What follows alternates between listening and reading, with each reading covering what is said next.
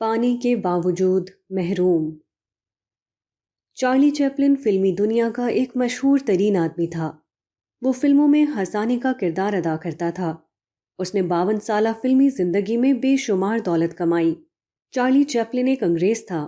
اس نے امریکہ میں فلمی ترقی حاصل کی اور پھر سوئٹزرلینڈ میں اس نے 37 ایکڑ زمین خرید کر وہاں اپنے لیے ایک شاندار مکان بنایا۔ جب وہ مرا تو اس کی ملکیت میں 10 ملین پاؤنڈ موجود تھے۔ اس کو بڑے بڑے انعامات اور خطابات سے نوازا گیا۔ کہا جاتا ہے کہ چارلی چیپلن کو دنیا کے ہر حصے میں مقبولیت حاصل ہوئی۔ اس کی تقریباً 80 فلمیں ایسی ہیں جو مسلسل کہیں نہ کہیں دکھائی جاتی ہیں۔ حتیٰ کہ 1914 سے 1917 میں اپنی ابتدائی زندگی میں اس نے جن فلموں میں کام کیا تھا وہ فلمیں بھی ابھی تک تاجرانہ حیثیت سے کامیاب ہیں۔ یہ ابتدائی فلمیں بھی آج محض تاریخی یادگار کے طور پر نہیں دکھائی جاتی، بلکہ جدید تفریح کے معیار سے ان کو دیکھا جاتا ہے۔ چارلی چیپلن موجودہ زمانے کا واحد فلمی کردار ہے جو اب بھی اتنے شوق سے دیکھا جاتا ہے۔ اندازہ کیا گیا ہے کہ دنیا بھر میں 300 ملین ایسے لوگ ہیں جنہوں نے چارلی چیپلن کی 80 فلموں میں سے ایک فلم کو دیکھا ہے۔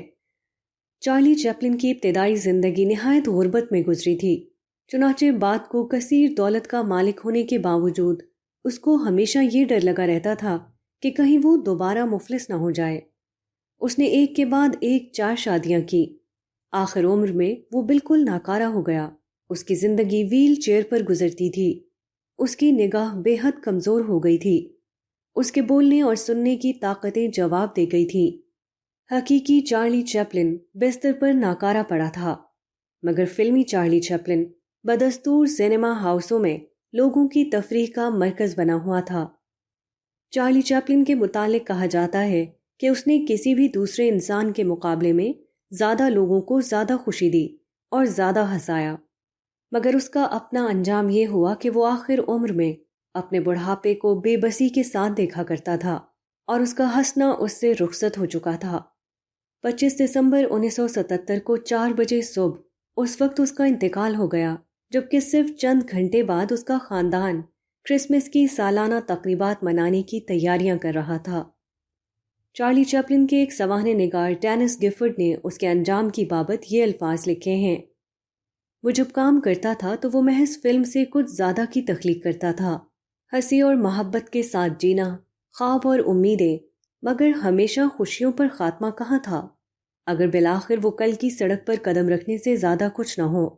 چارلی چیپلن کی موت کے بعد ایک مبصر نے اس کی بابت حسب ذیل الفاظ لکھے تھے: Chaplin's life has been filled to the brim with what most lives consist of yearning after: wealth and fame and creative play and beautiful women, but he doesn't know how to enjoy any of the four.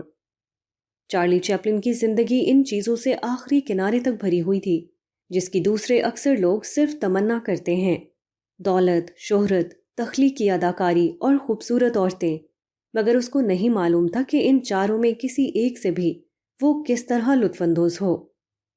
Charlie Chaplin کی یہ کہانی تمام انسانوں کی کہانی ہے، اس فرق کے ساتھ کہ کچھ لوگ چارلی چیپلن کی طرح پا کر محروم رہتے ہیں اور دوسرے لوگ پائے بغیر محروم۔ حقیقت یہ ہے کہ اس دنیا میں پانے والا بھی اتنا ہی محروم ہے جتنا نہ پانے والا، مگر بہت کم لوگ ہیں جو اس سب سے بڑی حقیقت کو جانتے ہوں۔ امریکہ کی ایک نوجوان عورت نے خودکشی کر لی۔ اس کی جیب میں ہاتھ سے لکھا ہوا ایک پرچہ تھا۔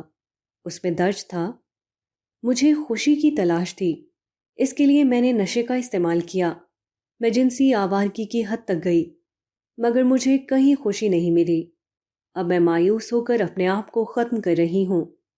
اکثر آزاد خیال مردوں اور عورتوں کا یہی حال ہے، وہ خوشی کی تلاش میں سب کچھ کر ڈالتے ہیں، مگر آخر میں انہیں معلوم ہوتا ہے کہ یہاں ان کی تلاش کا جواب موجود نہیں۔ اس کے بعد کچھ مایوسانہ زندگی گزار کر طبعی موت مرتے ہیں اور کچھ لوگ جھنجھلاہٹ میں آ کر خودکشی کر لیتے ہیں۔ کتنے بے خبر ہیں وہ لوگ جو اپنے کو جاننے والا سمجھتے ہیں، کیسے ناکام ہیں وہ لوگ جن کا نام کامیاب انسانوں کی فہرست میں سب سے آگے لکھا ہوا ہے۔